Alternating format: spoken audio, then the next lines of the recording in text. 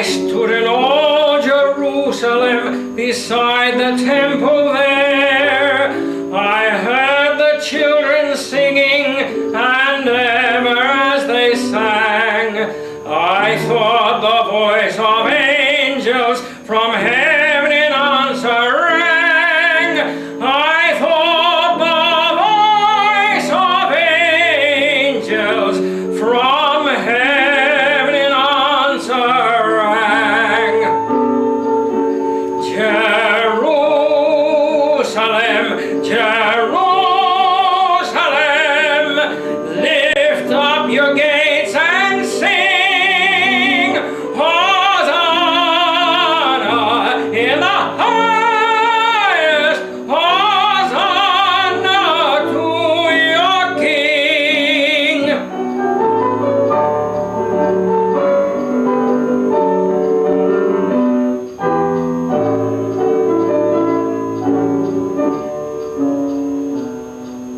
And then I thought my dream was changed, the streets no longer rang. Hushed with the glad hosannas, the little children sang. The sun grew dark with mystery, the morn was cold and chill, as the shadow of a cross arose upon a lonely hill. As the shadow of a cross arose upon a lonely hill. Jerusalem, Jerusalem, hark how the angels sing, Hosanna in the highest, Hosanna to your King.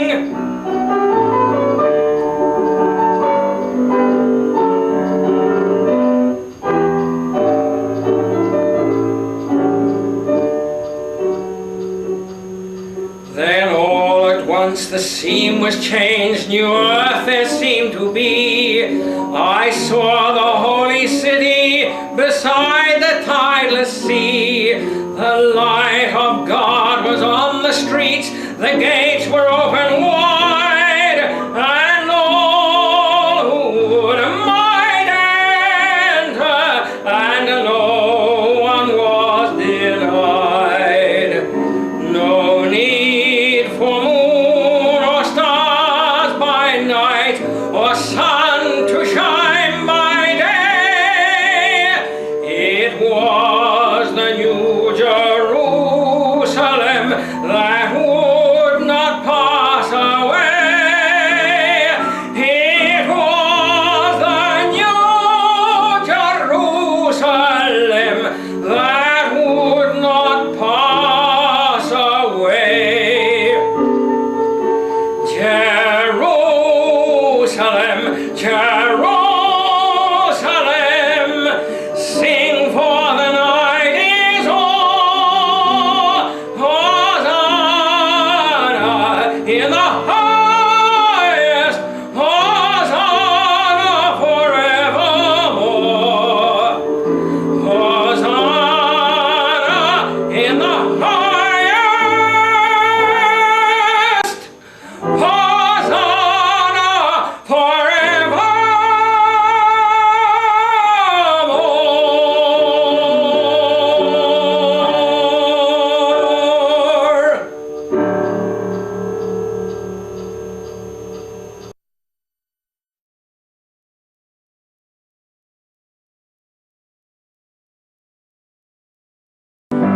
Mana tu sole, più bello ne. Hi. Before you start to play this video, I hope you will have not just read but digested what was written on the leaflet that should have come with it. It explains what prompted me to make the video and why I believe that unless one has a vocal impediment, anyone should be able to become a first-class singer. It also gives reasons why some people sing badly and covers a number of other introductory pointers that don't need a demonstration. I thought that it was best to do this just in case there might not be enough space left at the end of the tape to cover the stuff that's best explained with a demonstration. Before we start, I want you to keep in mind that simply playing and studying this video is not going to do much to improve your singing any more than reading a book on dieting is going to help you lose weight. You have to put the information into practice. It takes time and effort to make significant changes to the way you sing. However, I'm very confident that if you do practice the things I show you, you could be singing very well within a relatively short time. I suggest that before you start practicing, you should play the video over and over until you've fully digested all the information. This is so that when you do start practicing, you'll be more likely to notice when you're doing something wrong, and you'll be better able to correct your faults. There's no value in repeatedly producing vocal sounds that are the wrong way. Apart from reinforcing the bad habits, it wastes time and tires the throat. I would also recommend that you study the video in the company of other people who are eager to improve their singing voices. After you've played each section, stop and discuss the things I talk about. This will help you to assess the value of what I'm teaching and hopefully help to clarify any points that I might not have made as clear as I possibly could have.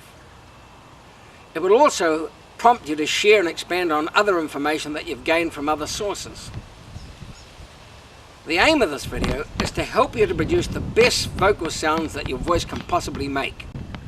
Now, in order to make the best sounds, excepting for the very, very low notes, ideally the voice should start here, in a spot above the bridge of the nose and between the eyes. When the voice is placed there, without us making a physical effort to put it there, it flows naturally downwards and outwards. It passes out both through the nose and through the mouth. Many famous singers refer to this particular spot on their head as the steering wheel of the voice, because this is where the voice is controlled, and not just the pitch either. It's also the spot from where the volume is controlled. When you start singing, you should start with the voice nestled here, in its own little housing, and you should keep it placed there till you finish singing. The Italian schools of singing have given this positioning a name. It's called the imposto. It's the point of concentration from which the whole act of singing is controlled. Once the imposto has been activated, there's no mistaking it. You feel a strong connection to the diaphragm and all the other lower muscles on the torso, where all the heavy work is done. When the voice is correctly activated from the imposto and you're singing with intensity, you'll also notice an involvement of the muscles in the pelvic region. However, while the sensation of proper singing is in this spot here, keep in mind that the air doesn't stay there. It has to flow out. Remember, this is what the voice is. Air flowing out through the head cavities. Remember also, it doesn't get transported out by any conscious effort. It has to flow out naturally. The sound should be focused or concentrated, not breathy. A good sound should also have overtones. When it's at its freest, you get a sort of light buzzing feeling in the mask. And the best way to get the voice placed properly is to hear the sound before you sing it. I can't stress the importance of this enough. You can learn a lot about this by listening to good crooners like Bing Crosby, Perry Como and Pat Boone. Although good crooners don't usually sing in full voice, they sing with their voices placed high and forward. This comes about naturally when they're thinking about what they're singing. Having the voice placed in this position makes it much easier to phrase and more easier to play around with the shaping of the vowels. A well-developed singing voice doesn't have any breaks in it. Although you often hear of people talking about vocal registers, there are no natural registers in the voice. When you hear singers make distinctive breaks in the voice, for instance yodelers, it's because they're confining the sounds to each of the three separate pairs of sinuses: the frontal sinuses, the maxillary sinuses, and the sphenoid sinuses. I'll be enlarging on that topic further on in the video. While confining the sound to one pair of sinuses is essential for yodeling, the best singing sounds resonate in more than one resonating chamber. I can only remember too well as a young singer how I had difficulty getting over a break in my voice around A flat and A above middle C. I was able to make some noises above those without cracking, but I tended to crack on the A flats and the A's. This is because I wasn't using my frontal sinuses when I was singing those notes. When I sang the higher notes, I tended to automatically engage the frontal sinuses because this was the natural thing to do. I wouldn't say that the very high notes sounded good, and neither would many of the people who listened to them. The sounds tended to be blatant and at times, quite frankly, excruciating. But I did often seem to be able to get the notes with some effort without cracking. If people stuck to using one set of sinuses for each group of notes in each scale they sang, everybody would have breaks in their voices. To make the voice more beautiful, we have to alter the balance of the resonators. God designed our voices so that we could have a good deal of control over where the voice resounds. If we didn't have this control, nobody would be able to yodel. After all, that's what yodeling is, switching the voice so that it resonates in different resonating chambers. Another reason why people might have difficulty overcoming breaks in their voices is because they're too rigid when they sing. To make your singing voice sound free and easy, the body has to be totally free of rigidity, especially around the neck, face and throat. When you sing, especially when you sing with intensity, the lungs, diaphragm, the abdomen and all these muscles around the waist come into play as a response. But these also must remain flexible. They must be free to respond to the demands made on them. If the stomach muscles are kept rigid, they won't respond properly. These muscles unquestionably work hard, but they don't initiate the vocal function. The vocal function begins at the top. The column of air that produces the voice runs from the lungs to the head, but it's not pushed from the bottom. It's drawn from the top. This fact's an extremely important one to be aware of. However, I don't think it's a good idea to make a conscious effort to draw the air out. You might inadvertently do something mechanical that interferes with the flow. It's better to just think of making nice sounds and allowing them to flow out naturally. I want to give you an example of this piece of string. Imagine that it represents a column of air that stretches from the bottom of our lungs to our sinuses on the head. Notice what happens when I push the piece of string from the bottom. It bunches up. Now look what happens when I draw it over the back of my hand. It flows naturally. This is what happens to our voices when the sounds are produced properly. If we try to force the air, we force the voice as well. Now, one of the best bits of advice I ever heard on how to sing was to imagine that you have no neck. Take special note of that advice. It's invaluable for singers. When you do this, the whole body, and not just the area around the neck, automatically seems to relax. It's amazing that such a simple thought can influence the whole vocal technique so much. It's particularly important that you drop the jaw, especially when singing high notes. If you don't get the jaw out of the way, you lose some of the sound behind the bottom teeth, where there should be no sensation at all. Now, I must confess that singing with a stiff jaw has always been one of my worst faults, especially as a young singer. But this dropping of the jaw mustn't be mistaken for pulling the jaw down, which is something I tend to do when given that advice. If you do that, you'll tense the jaw muscles. Let the jaw drop at the hinges below the ears. But having said that, if you get it in your head to imagine that you have no neck when you sing, this will tend to not only take care of relaxing the jaw, but it will also act to relax the whole body. Concentrating on having the voice sitting in its proper place, above the bridge of the nose and between the eyes, will also counter any tendency to stiffen the jaw. A good way to avoid rigidity is to keep the body continually in motion. When you're practicing alone in your room, you can sway your arms about, or you can imagine that you're a seagull flying. You can imagine that you're bowling a ball or something like that. Even when you're singing in public, you can still find ways to keep the body in motion.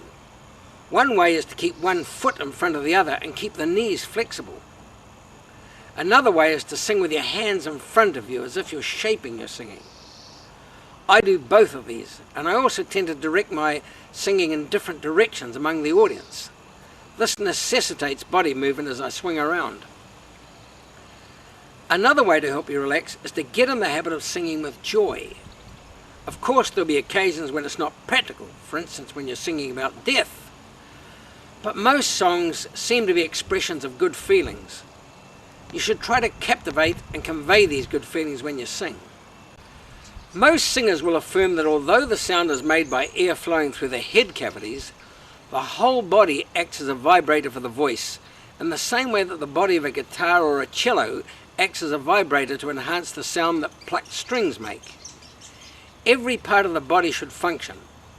When I sing, I'm particularly aware of vibrations on the fingertips. Now perhaps something needs to be clarified here. On the one hand, I'm saying that you should sing with the whole body, and the next moment I'm saying you should be totally relaxed.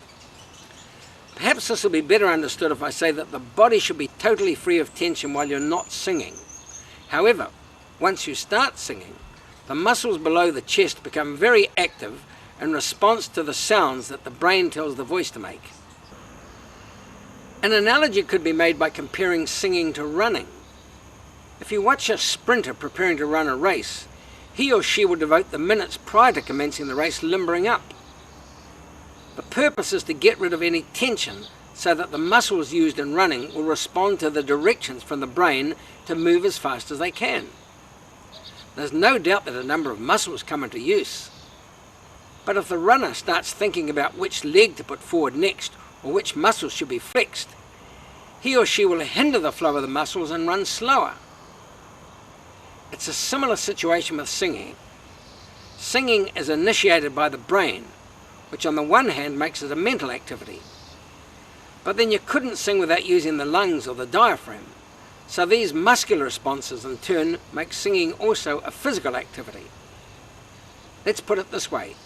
The brain is the master and the body is the servant. Many voice instructors tell pupils to smile when they're singing. Let's give this some consideration. First, let me say that I'm very much in favour of smiling, both when singing and when not singing. The genuine inner smile is a powerful instrument for lifting the spirits, while at the same time calming the body. So provided that you're not singing about death, doom or terror, by all means put a smile in your singing. But it must be a natural smile coming from the mind, not a mechanical one. The true inner smile starts with the eyes, and from there it can be directed through the whole body, releasing tension as it spreads. Whereas a mechanical smile tends to make the muscles of the upper face rigid and stretches the lips so that they can't function the way that they should. It's also very important to remember that the lips, just like the tongue and the throat, must always be loose and flexible. If not, they'll interfere with the diction and the shaping of the vowels.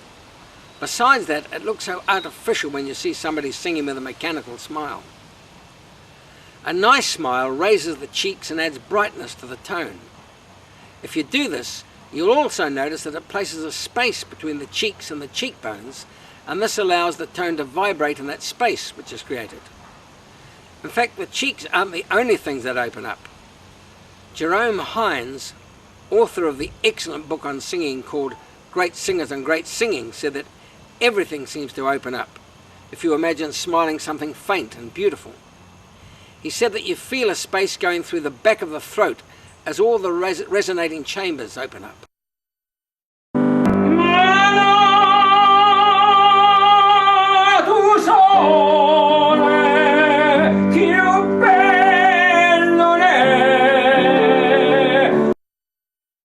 I would say that one of the main reasons why there are so few people around that can really train voices is because most singing teachers mistakenly believe that the voice is some kind of string instrument where the vocal sound is produced by air hitting the vocal cords.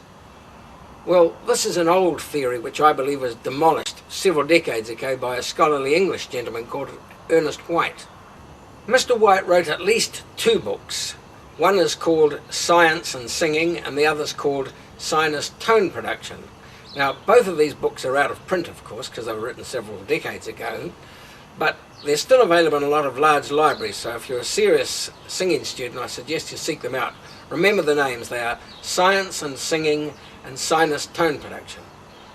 Now, in these books, Mr. White expounds quite convincingly, it was definitely convinced me, that the voice is not a string instrument, but it's a wind instrument, where the sound is produced through air passing through the sinuses.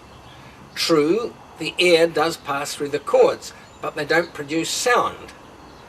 Now, when you hum, you can hear where the voice starts, and it's not in the throat. It's up here in the head. White never ever stated that the vocal cords weren't important. They're vitally important, but their role has been misunderstood. Their duty is to control the amount and the speed of the air that flows through the sinuses. They should be more appropriately called air governors, because this is what they do. They're like valves. The wider you open the valves, the more air passes through, and when you close them tightly, no air can pass through them at all. White observed that when we make sounds like sh, f, and s, it's impossible to make vocal sounds, even though the air passes through the vocal cords. But when you follow those sounds with a vowel, and you get shy, vain, he, so, the breath automatically alters its course and passes from the mouth into the head, that is, into the sinuses and out through the nose. You'll also notice when you pronounce the consonants and you get a sound, and this is simply because those consonants are produced by sending the air through the head. Now, I want you to try a little experiment. I want you to sing the tone ah on a comfortable part of your voice in the middle of your range, and suddenly expel all the air that you've got left out through the mouth. In fact, I'll do it for you. Ah. You will have noticed that immediately all the air went through the mouth, the sound ceases. Now, surely this is evidence that the vocal cords don't produce sound.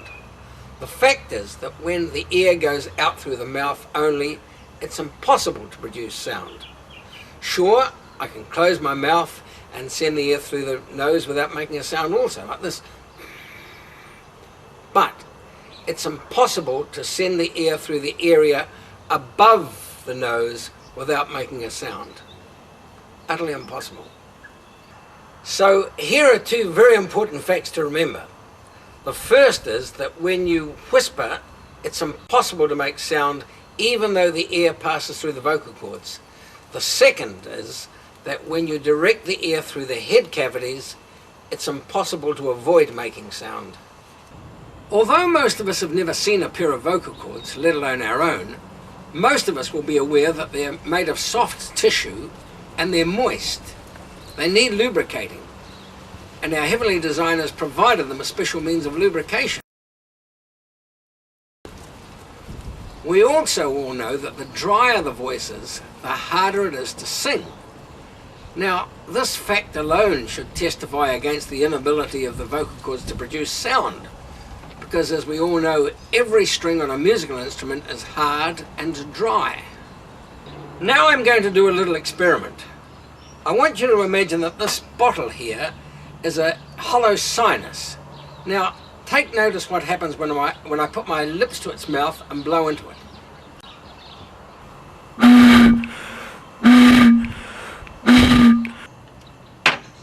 It makes a sound. The same thing happens when you blow air into the sinuses. Now I want you to try another experiment yourself later on. You all know that to produce sound from a strung instrument, you either have to pluck it, as with a guitar or a harp, or you have to strike it with a felt hammer, as with a piano or a harpsichord, or you'll have to draw a bow over it, as with a violin or a cello. Now, try doing any of those things to a piece of flesh and see how much sound you'll produce. I can tell you, if you try doing any of those things to your vocal cords, you damage them. Another thing that testifies against the sound-producing abilities of the vocal cords is their very limited length. Now, a trained singer should have a range of vocal sounds of over 3 octaves. If I sing in falsetto, I can often reach a C and sometimes a D above top C.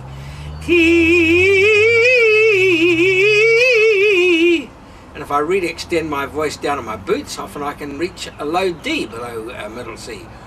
I am a singing alone. That's not exceptional for a tenor, and of course I'd never use those sounds when I was singing a song. But the point is, to get that a range of sound out of a strung instrument, you'd have to have a very, very long string, whereas the vocal cords are only about half an inch long.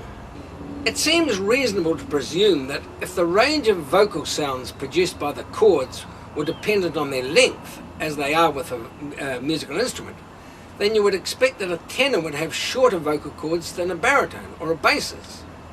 Yet there's no defined difference between either of them, just as there's no defined difference between the length of a soprano's vocal cords or a contralto's. In fact, it was noted by one of Enrico Caruso's doctors that this tenor, whom many regard as the greatest tenor of the 20th century, had longer vocal cords than the average person's. Now, surely you would think that if the vocal cords produced sound, there'd be some way of discerning what it was that made some voices higher than others and some lower. Concerning all this, Ernest White in his books stated that every detail of the vocal cords, their length, their shape, their texture, and their position, testified against their inability to produce sound, whereas they indicated their marvellous beauty of design as breath governors, which of course is what they are. Here's another thing worth considering. If the vocal cords produced sound by vibrating, we wouldn't be able to stop the sounds anytime we wanted to. It would be like trying to stop an echo at any precise moment. You can't do it. Yet when we sing, we can cut off the sound at any precise fraction of a second we want to. This is because when we sing, although we can't control the vibrations, we can control and cut off the flow of air that's going through the sinuses. We can do that at any precise fraction of a second we want to. It's a combined mental and physical process which indicates the intimate relationship between the mind and body. Yet another indicator that the vocal cords don't produce sound is the fact that many people have had their vocal cords removed and yet with practice are able to regain their speech. They don't speak well, but their words are discernible. They produce the words by sort of belching them into the sinuses. I was fortunate enough to be able to take one of these people on a radio broadcast. Stan Sheldrake is one of those people who has learned to speak again, but as you'll understand, it's with great effort. I can talk for hours, or it seems like it. And every now and again, I just take a little dab of air in, just to keep it going. And then working the muscles in the head, I can manage to talk longer, sometimes better, than drawing air. I recall attending a church service in the Salvation Army Hall in Wellington several years ago and being impressed by the singing of the lady who was standing next to me. Her voice seemed to stand out from the rest of the congregation. And after one of the hymns, I turned to her and I said, "You know, you've got a really nice voice." Well, she modestly thanked me and said, "Well, I don't really sing as well as I used to since I had one of my vocal cords removed in an operation." Well, this really blew me because there was nothing about either a singing voice or a speaking voice, which of course are the same thing, that suggested there was anything wrong with the voice. It was very pure. It wasn't very strong, and this may have been as a result of having the vocal cord removed, because of that she probably wasn't able to control the flow of air as well as she could before, but the sound itself was very pure. Now that we've considered the vocal cords, let's have a look at the sinuses.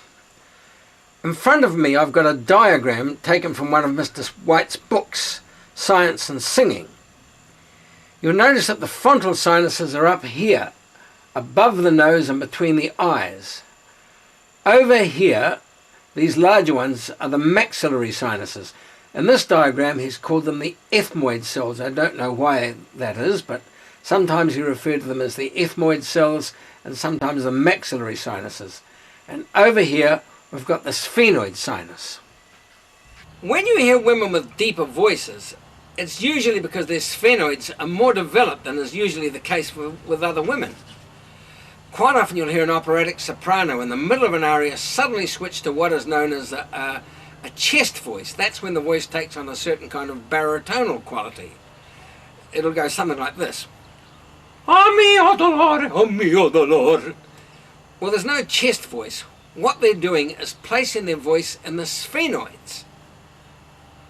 I recall reading an article by a very, very famous American soprano named Rosa Poncelli. She was in her limelight in the early 1920s or 1930s. And in this article, Rosa Poncelli said that her chest voice was always in the mask. Now, I don't know if she knew much about the sinuses at all, but she certainly knew where the sound was resonating. Most of you would have heard of castrati. These are men who in past centuries who had had their testicles removed in childhood so that they could retain their soprano voices in adulthood. Now, Mr. White reckoned that it wasn't the removal of the testicles that affected their voice. He reckoned that it was the interference with maturity that thwarted the development of the sphenoids. White noted that when grown men had had their testicles removed because of accidents or disease, they didn't lose the deeper part of their voices. Now, I don't know any such persons that I can point to for an example, but I would expect that this is the case. To explore the matter further, White studied a lot of birds and animals, and he found that some animals, particularly cows and elephants, which have no vocal cords to speak of, can produce extraordinarily large sounds because they have large cavities in their heads. Whereas snakes, which do have large vocal cords but no sinuses, can only hiss. He said that birds have no vocal cords, yet they can produce a large range of sounds, and not just whistling ones either. This is because they, like the others, have cavities in their heads. One calls to mind parrots and budgies. One wonders how these birds can make human sounds if vocal cords are needed to produce them. It's the size and shape of the sinuses, according to Mr. White, that distinguishes between the higher voices and the lower voices. The higher voices tend to have more developed frontal sinuses, and the lower voices have more developed sphenoid sinuses. In some cases, 2 and even 3 sets of sinuses can be well developed. Placido Domingo and Carlo Bergonzi are 2 internationally famous tenors who began their careers as baritones. The South American singer Raymond Venet started his professional career as a baritone, switched to being a tenor, and then reverted to being a baritone again. In New Zealand we had a fairly famous singer called Noel Mangan. Now, Noel Mangan started his career as a tenor, and he often sang the tenor solos and oratorios. Then he switched to being a baritone, and I heard him singing a lot of roles as a baritone with the New Zealand Opera Company. And later he switched to being a bass and became internationally sought after for his deep, dark tones. Now, it's unlikely that any of these singers underwent a change in the length and thickness of their vocal cords. It's more likely that they switched the weight and focus of their voices from one set of sinuses to another. Singers will often talk about the 3 vocal registers, top, middle and bottom, and the need to disguise the breaks as you switch from one register to another. This is so that the vocal line will appear unbroken. Well, as you can imagine, these 3 so-called registers are nothing more than the 3 sets of sinuses. And as I indicated earlier, if you restrict singing a group of notes to one set of sinuses, you'll definitely notice the break as you switch to another set of sinuses. For instance, Figaro, Figaro, Figaro, Figaro, Figaro, Figaro, Figaro. You will have noticed that when water passes through a hose, the smaller the nozzle is, the further the water travels. Well, it's the same with the voice. To reach the frontal sinuses, the air has to travel a greater distance and through a more intricate bone structure than the ones leading to the middle sinuses and the sphenoids. Now, to achieve this, the gap in the so-called vocal cords has to get narrower, so that the air allowed to pass through it is jet-propelled quicker and further. The faster that the air travels, the greater the pitch. This is why very fast winds whistle. Ernest White reckoned that just as a pianist has control over where he places his fingers on the keyboard, a singer should have mental control over where he or she places the voice in the sinuses. However, he didn't say that this was a skill that could be learned instantly. He accepted that it takes a lot of practice and dedication, especially when it comes to directing the voice into the frontal sinuses. It's certainly not something that can be learned overnight. One of the great bonuses about singing properly is the feeling of elation that you get afterwards. Part of this reason can be because of the deep breathing that's involved and the subsequent speeding up of the blood circulation, but there's another very, very interesting reason. Normally when we speak but don't sing, we don't use the frontal sinuses. Ernest White reckoned that when the air in the frontal sinuses isn't replaced, it can get a little stale and cause a feeling of heaviness. But he noticed that when you get the air flowing through those sinuses, as happens when one sings properly, you get a feeling of lightness in that region of the head, as if the head's been cleaned. Now that's definitely the feeling that I get when I'm singing at my best. It's a sort of airy-fairy feeling, a feeling of exhilaration. Before we move on, I'd like to mention one more observation that Ernest White made. He said that air in the sinuses moves downward in a spiral movement, similar to a thread on a screw or water running down a sink.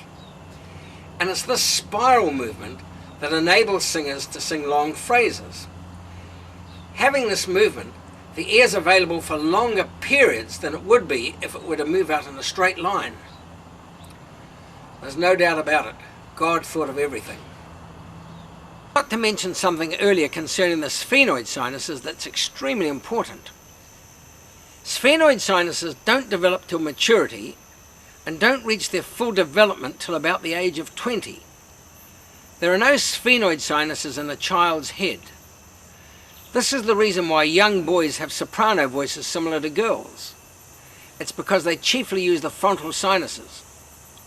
What's also interesting is that in female voices, the sphenoids are only slightly developed when they mature.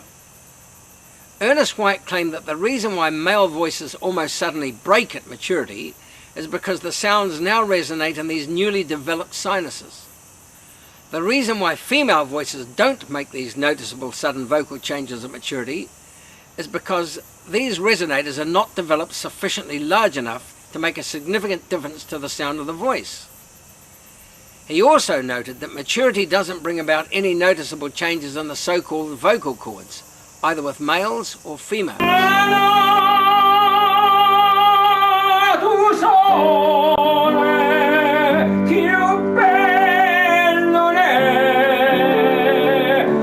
So was more important than all other matters in singing, it's this. Listen to the sound before you produce it. Singing should always begin by proceeding from the imagination. The great Italian tenor Beniamino Gigli said, "Everything we create starts in the mind." Just as a painter needs to have a clear picture in his mind of what he intends to paint before putting brush to paper, a singer has to have a clear idea of the sound he or she aims to produce beforehand. You should mentally hear the sound before you produce it and listen carefully for pure vowels. He also said that you need to mentally shape each and every vowel before you produce it. Other singers have put it this way: you should never let a sound come out until it's gone through the mind. As the voice designer, God ordained that all the body parts involved in producing sounds should work in a delicate balance. They were designed to do this instinctively when one decides what kind of sounds one wants to make. If we try to improve on God's method of producing vocal tones, or if we physically interfere in any way by, say, pushing too much air into the sound or stiffening any of the muscles, we upset the balance and spoil the sound. Animals wouldn't have the slightest idea how their throats and diaphragms function, yet their vocal sounds are produced without any problems. Our job as singers is to rid the body of any resistance to the natural flow. An analogy can be made with swinging a golf club. To strike the ball with a perfect swing, your grip of the club must be right. You need to keep your eye on the ball. You mustn't lift your head. The knees need to be flexible. As you swing, you should transfer the weight of the body from one leg to another, etc., etc. Yet at the same time, the body should be free of tension. If you neglect to do only one of those things, you might as well neglect to do the rest, because you're not going to make a good swing anyway. All the movements need to be done in harmony. The same goes for singing. So concentrate on the sound you want to produce, not the muscles that produce them. As in playing golf, the time for a singer to analyse what he or she is doing wrong and concentrating on putting it right is during practice. When you perform, you should forget about what the body is doing. You should keep the body relaxed and let the muscles respond to what the mind wants them to do. Singing should be a natural function like laughing or crying. Have you ever noticed that babies can cry for hours without losing their voices or damaging them? This is simply because crying is a natural function. The muscles are loose and the throat's open. The diaphragm is also very active in this function. It compresses while the sound is being made and it relaxes at the end of the sound. When we laugh, the function is similar. It's a series of short muscular contractions followed by a relaxation of the same muscles. If the voice tires after a burst of laughter or crying, it's more likely due to the unnatural act of trying to curb it. When the voice is free and there's no tension in the body, provided that you produce the sounds with imagination and expression, the muscles used in singing should also function naturally. The whole body should work in a state of harmonious activity. Relaxation is the basic condition, and this feeling must be retained continually. The throat should be open and flexible, the neck and jaw should be loose and supple, you shouldn't hear any gasping for breath, the tone should be resonant, and the sound should never be such that it seems that the singer has reached the very limits of his or her range or volume. The tone should have a range of colours and expressions. The singer shouldn't run out of breath at the end of a phrase. High notes should have a ring to them. Low notes shouldn't be breathy. The tongue shouldn't press against the back of the throat like this. I want a beautiful morning. The diaphragm should be firm but flexible. The voice should convey the message to the listener as well as the singer that it's being supported by the diaphragm and the muscles around the waistband. And the sound should radiate out from the upper frontal part of the head, commonly called the mask. It doesn't stay in there. Ideally, the tone should be rich and bright, not nasal. The tone becomes nasal not when you sing through it, but when you stiffen the muscles around it and block the passage of air going through the nose. There should be no tightness in the throat. There should be no wobble. Tones should be round and should be produced purely so that one is able to increase or decrease the volume at will. On top of all this, the singer should make it look as if it all comes easy. A good singer shouldn't pull faces. But let's be realistic. Replacing old habits isn't all that easy. It does take practice. However, if you know how to go about it the right way, it shouldn't take several years. Although, I'd say that the longer you've been practicing the bad habits, the longer it'll take to replace them. You can also help to produce good sounds by creating images in your mind before the sound comes out. For instance, for high notes, an image of being delightfully surprised can add brightness to the tone. For sustained notes, some famous singers suggest that you should imagine that you're pulling a very fine thread down through the top of your head. This helps you get the feeling that the tone is travelling forward and not remaining static. But remember, it's a very fine thread. Don't put any muscle work into it. A very commonly recommended image is to imagine that your voice is like a ping pong ball resting on a fountain of water. Frankly, I've never been able to latch onto that image, but many great singers swear by it. On the other hand, I find the image of pulling the sound in, or what many singers call drinking the tone, adds intensity to the tones I produce. Notice that I said pulling the tone in. I didn't say pulling the breath in. The breath naturally has to go out in the production of sound. But to make good concentrated tones, you need to economize on the amount of air flowing out. So the sensation of drinking the tone is actually a natural counterforce that stops too much air flowing out and making the sound breathy. The American tenor James McCracken describes this counterforce as one set of muscles saying to the voice, "Out you go," and another set that says, "Oh, no you don't." In order to get me in the habit of relaxing more, both of the two singing teachers I learned from often used to get me to imagine that I was an idiot. For me, imagining I was an idiot probably wasn't too much of a challenge. Anyway, the value of this exercise was always with the intention of keeping the body relaxed, especially around the neck and jaw. Applying these kinds of images can be very useful when you're practicing.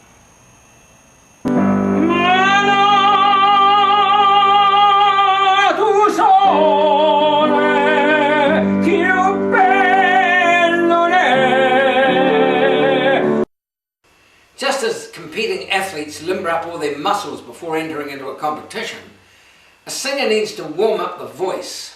Well, actually you can't really warm up the voice any more than you can cool it down.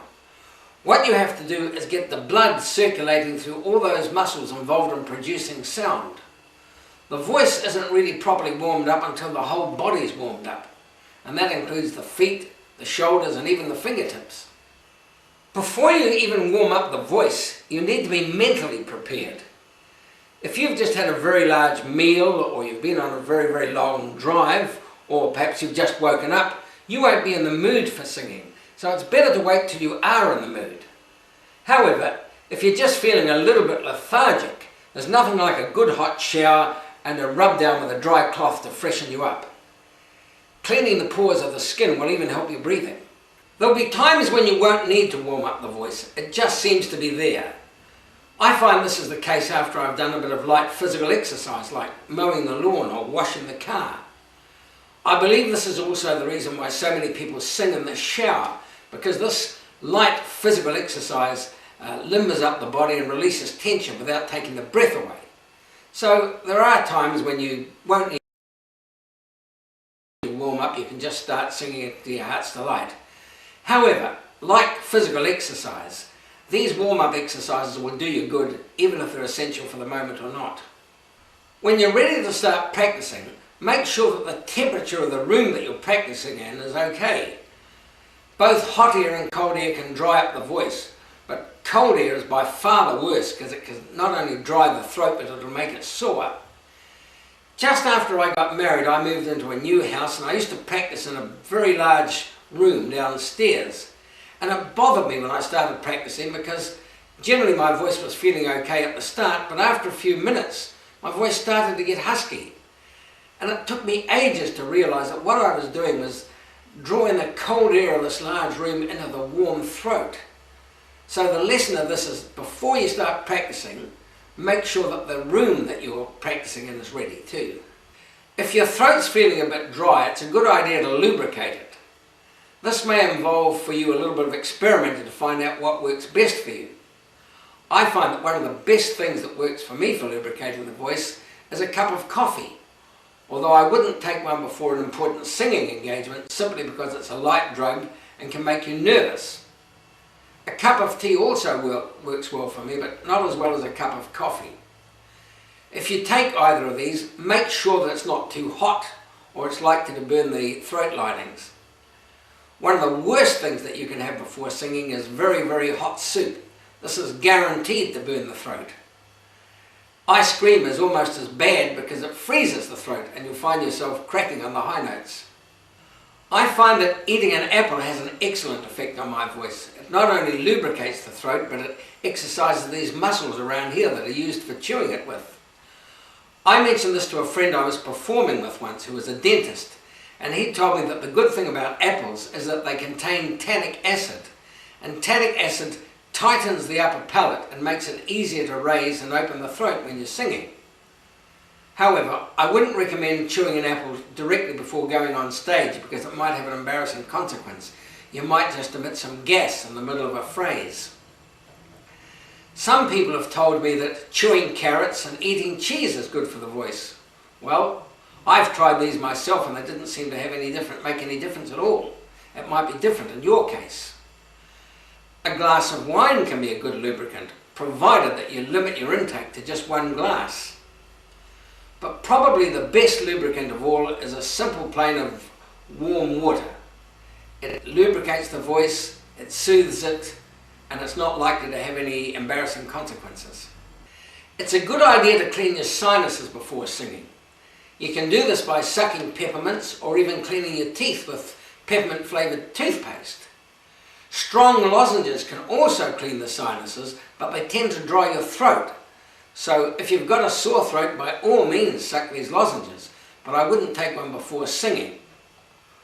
My favourite way of cleaning the sinuses is to take a spoon of sweet chilli sauce. But remember, only take the mild stuff, not the strong stuff. It might even choke you.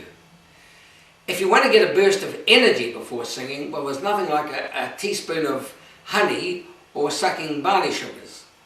Apparently the glucose in these substances gives you the energy and it goes straight into the blood system. Before you start to make any noises, you need to free yourself of any tension in the body. So you can start that by loosening the neck. Just tuck your jaw in and move your jaw from side to side and make it all feel really loose, okay? Then you can start rotating the shoulders.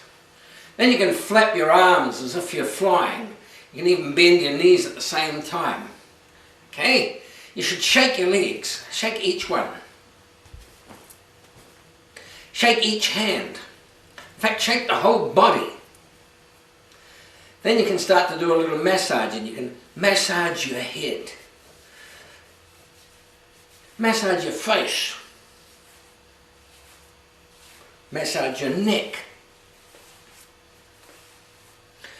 Doing some of these silent exercises can often do more for your voice than warming up vocally. I recall in the days that I used to do a lot of musical comedy that I would often arrive at the theatre with a fairly dry voice, wondering whether my voice was going to be okay. But then somehow, after I'd applied the stage makeup, my voice seemed to be comfortable, relaxed and lubricated. Now, I attribute the reason to this to be the result of the massaging that took place when I slapped the makeup on my face and neck.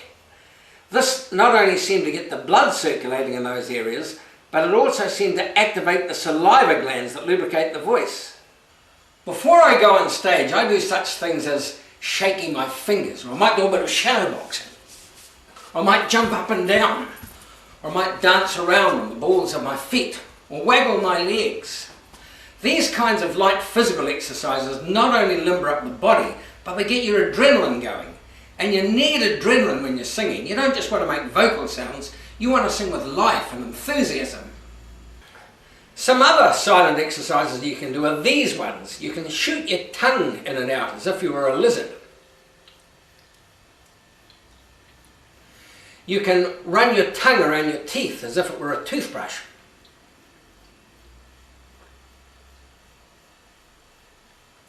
You can chew an imaginary apple.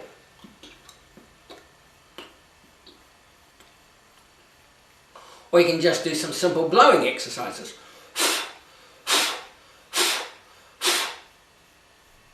It's also a good idea to prepare the diaphragm and waistband muscles for the work that they have to carry out. Don't underestimate the importance of these muscles, especially when it comes to singing the high notes. Now, probably the best way to activate these muscles is with breathing exercises. So I'm going to show you a very simple breathing exercise. All you have to do is stand with your feet apart, drop your arms at the side, bend the knees. Now raise your arms above your head while you're inhaling. Then exhale as you drop your arms and straighten your knees.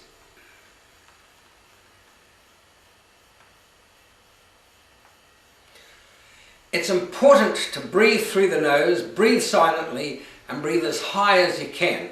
I'll give you another example, and this time I won't talk.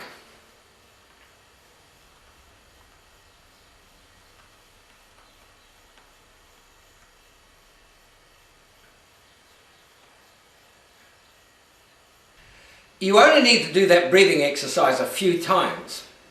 Another effective exercise for limbering up the diaphragm is this one, panting like a dog. But also don't do that for too long or you'll finish up with a dry throat.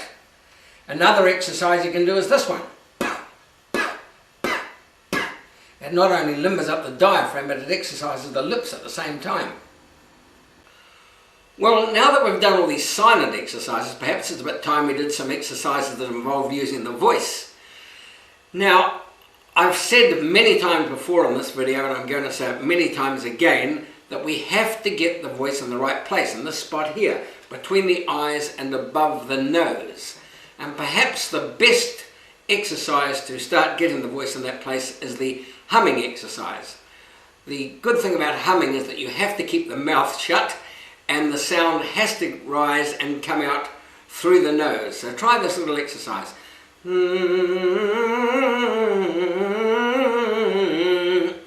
Remember to keep the voice right out of the mouth and definitely out of the throat. Remember that you've got no neck, and it's also important to remember to try to keep the notes as light as you can. The lighter you make the notes, the easier it is to flow from one note to another. Now you might notice when I'm talking I've got my hand out in front here. This may seem stupid, but it might help if you keep your thumb and forefinger touching each other like that, and as you're doing your humming, make a little circular movement, because it helps give you the feeling of making the voice come high and forward, like this.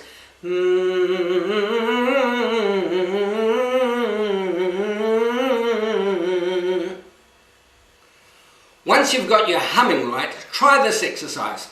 Mini, mini, min, mini, mini, mini, mini, min, mini, mini, mini, mini, min, min. As you do that, try to get as much vibration here as you can. When you get lots of vibration there, that's a sure sign that you've got the voice forward.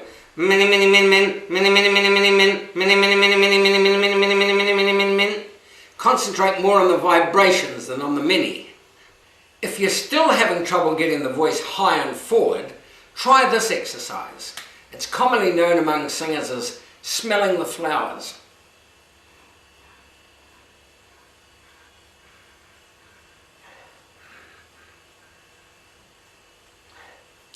The inhalation for this exercise has to be very, very high in the head. Now, as you do this, you can sense the cavities of the head opening up as they fill up with air. But it has two other very, very important benefits.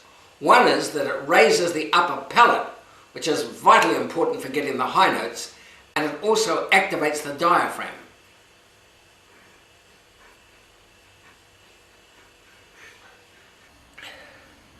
Finally, in this section on preparing the voice, I want to introduce you to an exercise which I think is probably the best one there is for getting the voice high in the head. It was taught to me by one of my former teachers, Graham Clifford, who was a principal baritone with the Covent Garden Opera House. He told me that it was taught to him by a famous Russian opera soprano that he was singing with. He told me that he often used to rely solely on this exercise for warming up the voice before going on stage. He used to practice it in his car, driving on the way to the theatre. And this is the exercise. He used to call it mouse noises.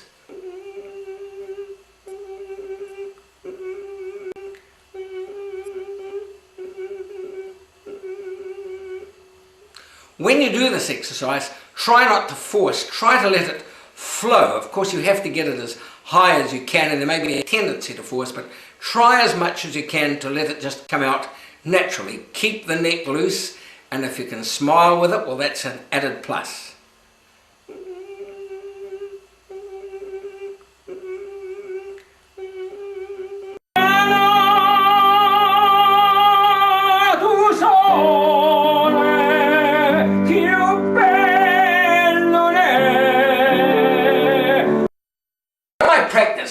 I usually start off by working on soft phrases from songs and arias that I've had difficulty with in the past and which I still struggle with because of deeply ingrained habits, like this one from the aria Cielo e Mare. O sogni d'oro. And this one from the aria Eco ridente in cielo.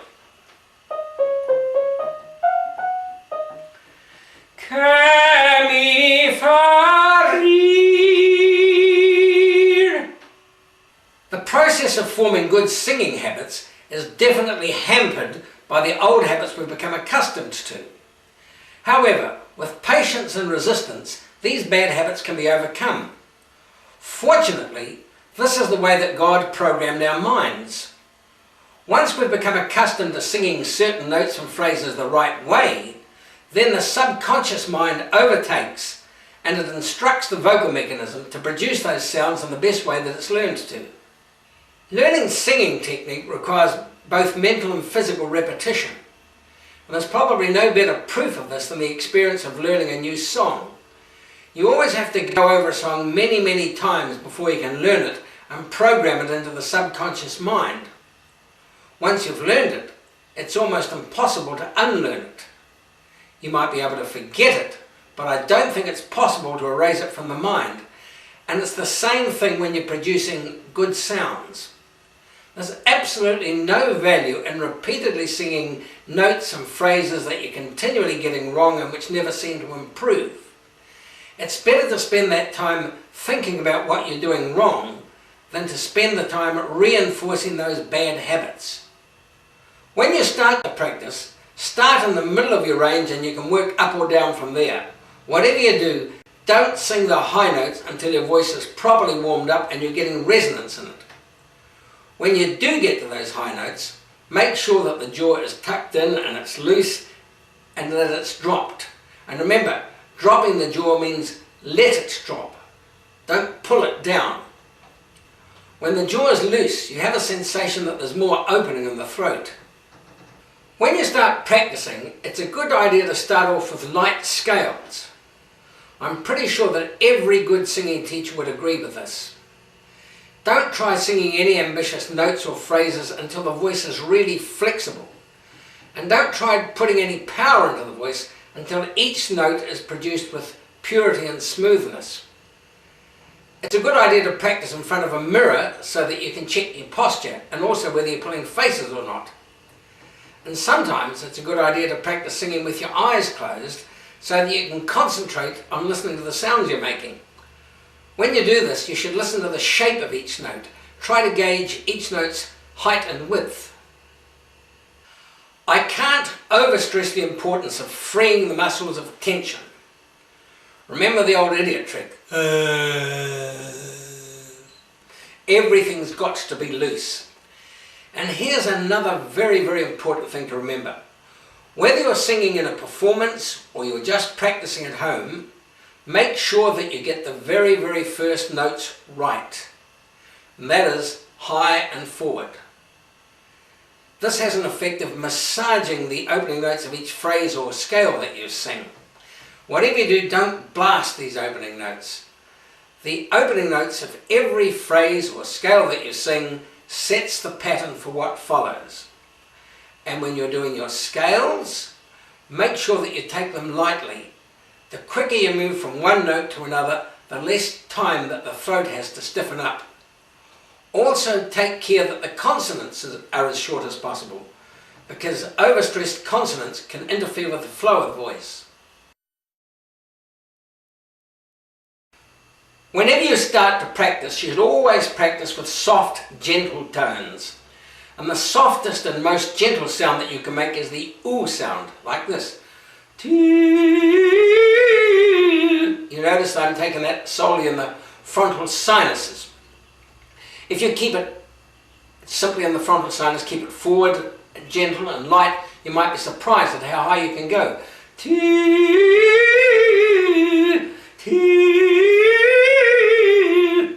But it goes without saying that you should never take the voice any higher than what feels comfortable. Never push it beyond the limit of freedom. After you've done a few ooh sounds, then you can perhaps switch the sound to the e sound, which is also another gentle sound. Tee. And after you've done a few tees, you can try it by adding a bit of ooh to the e for variation. So you get a sound something like this. Tee. After you've done a lot of those light notes, then perhaps you can switch to humming.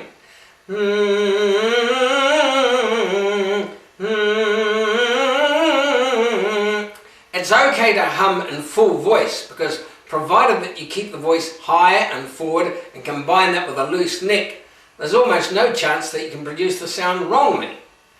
Often it's the way that we enunciate that tires the voice. And after you've done a bit of humming with the M sound in front, you can switch to the N sound and go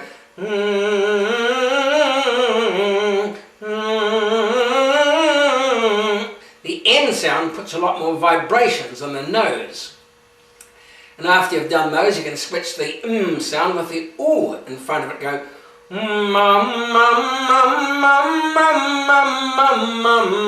that putting that in front of it kind of gives you a sort of cavernous feeling in the back of the throat. But remember, that's just a feeling in the back of the throat. The voice is never there. Never let the voice go at the back of the throat. Always keep it forward. Okay? An excellent exercise to practice is what is known as the siren exercise. This one.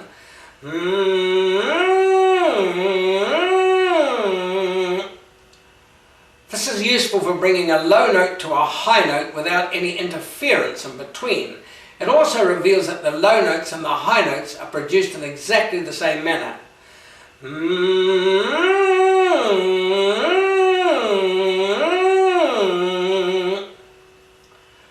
A lot of singing teachers will also recommend that you put a W in front of the sound. A W raises the placing of the voice, and it also naturally raises the upper lip when you're singing, and this in turn sort of rounds off the tone. So you can practice something like this.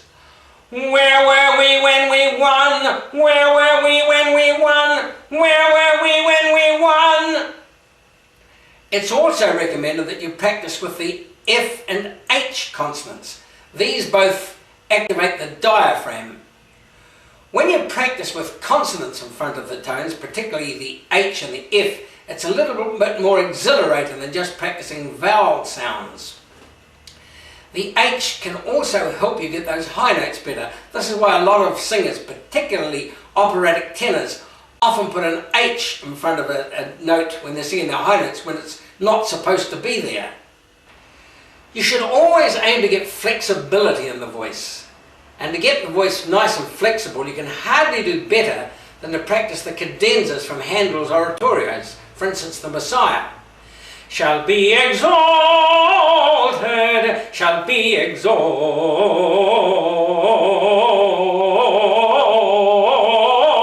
etc.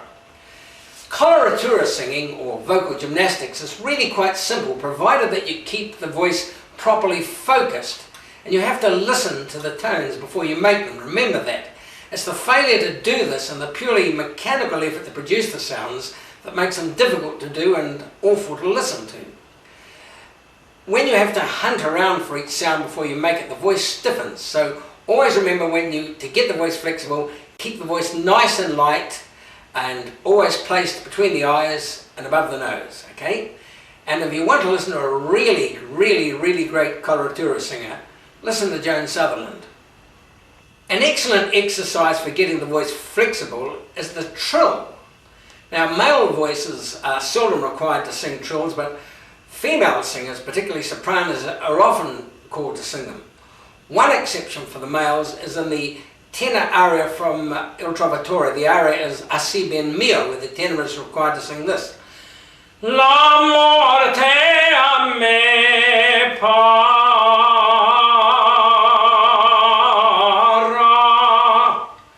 Now, singing trills is really quite simple. There's only three things that you have to remember. Number one, keep the voice focused. That's up here, okay? Number two, keep the larynx anchored. In other words, have no neck. And number three, simply will it to happen. La morte a me para.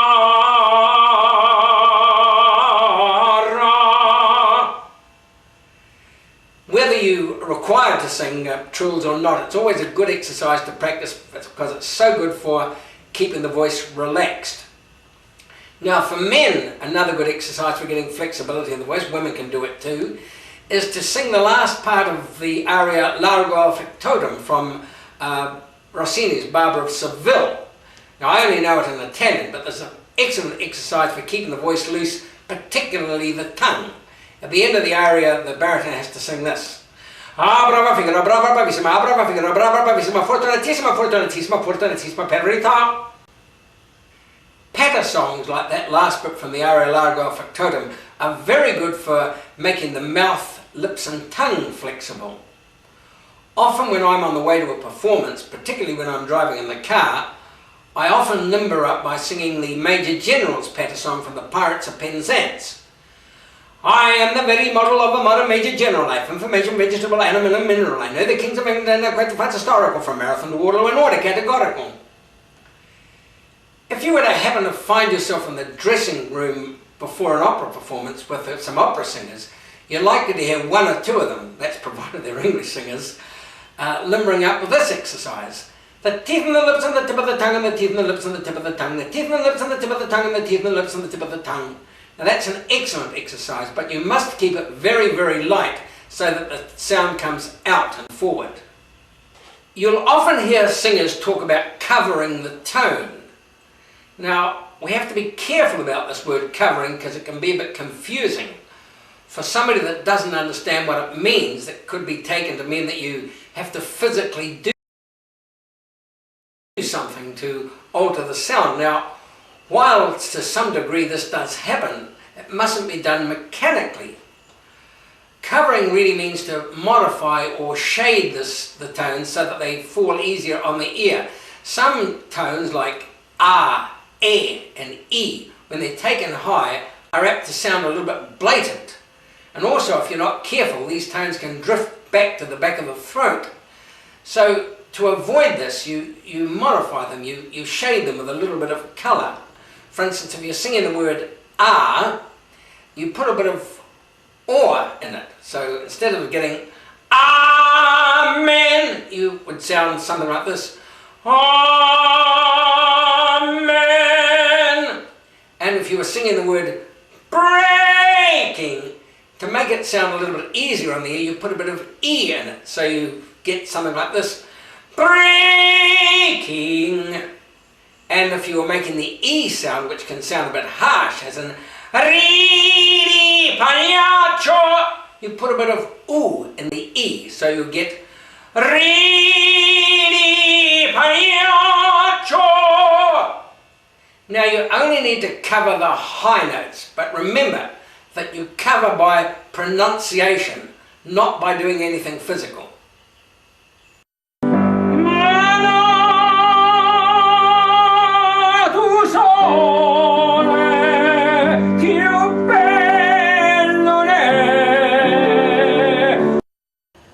Do singers need to learn how to breathe?